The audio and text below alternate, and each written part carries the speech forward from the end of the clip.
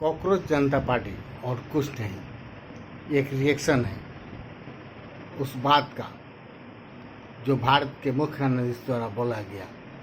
भारतीय युवाओं को, बेरोजगारों को उन्होंने कॉकरोच कहा कि कुछ बेरोजगार युवक जो कॉकरोच की तरह छिपे रहते हैं वे राजनीति में दखल देते हैं, देश के हर एक कार्य में दखल देते हैं। अब क्या था, विदेश में बैठा एक नवयुवक जो भारतीय मूल का था, उसने उस बात को पकड़ा और फिर एक पार्टी का निर्माण कर दिया।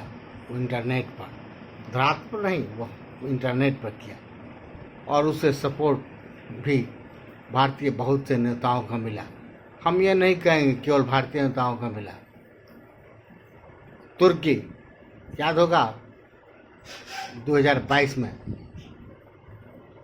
जिसने भारतीय गेहूं को लौटाया था वायरस युक्त कहकर, बांग्लादेश, पाकिस्तान जैसे कितने देश आज इस ताक में है कि कब भारत मुंह का खाए और हम आगे बढ़ें, उस पर काबिज हो, जो उस पर काबिज नहीं हो पा रहे हैं।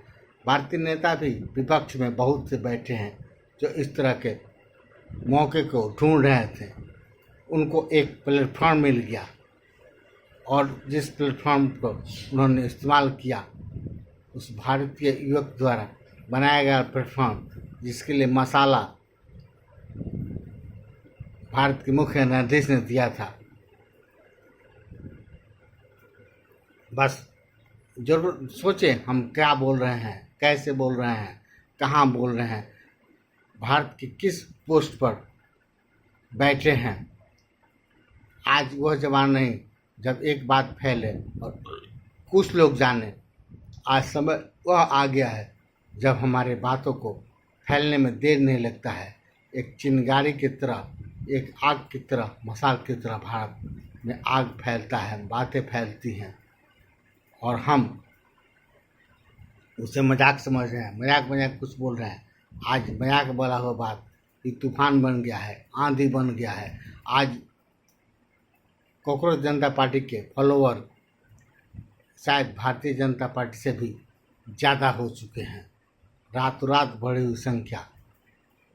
और ये हमारे सिस्टम को चैलेंज कर रही है। आगे क्या होगा मैं नहीं जानता हूँ, मगर इतना ही कहूँगा कि जो बोले सोच के बोले, समझ के बोले और शांति से काम ले। क्योंकि मुख्य न्यायाधीश का पोस्ट एक बहुत बड़ा पोस्ट होता है।